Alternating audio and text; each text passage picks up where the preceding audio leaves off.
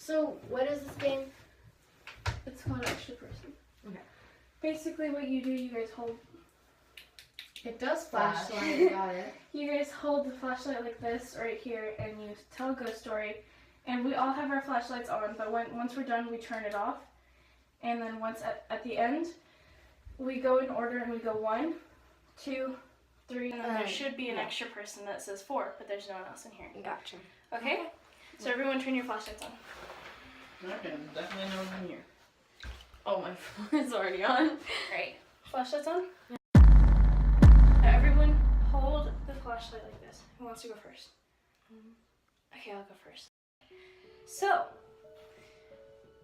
there once was this guy. He lived in an apartment that was near a construction site.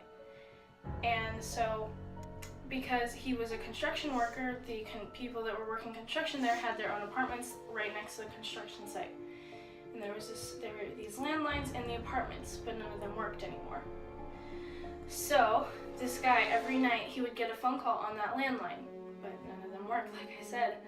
So when he was getting these phone calls, he was scared. So he went and checked one night, and it was not even plugged into the wall. Yeah, it was still ringing. And every time he answered, he would just hear breathing, and it would just like be weird noises. So one night he just moved to a different apartment across the area.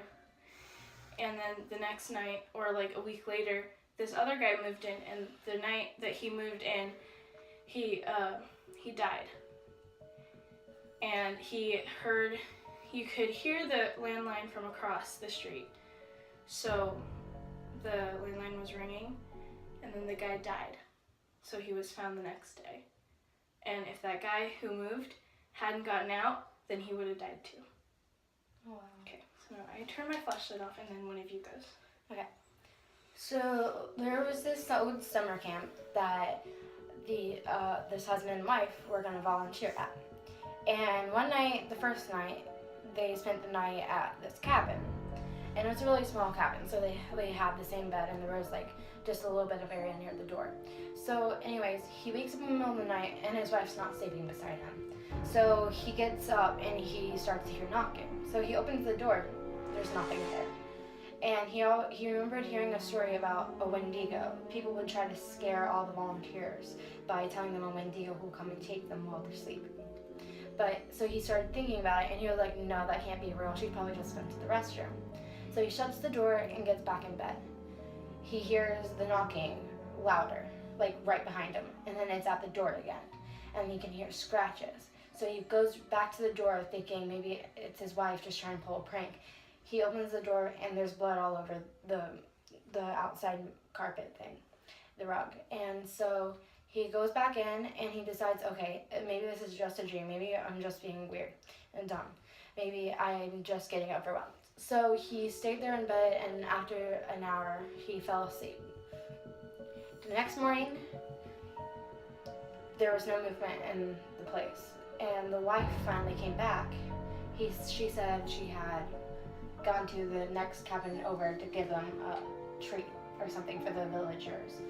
And she walks in, and he's there in bed, all like scratched up, blood everywhere on the bed.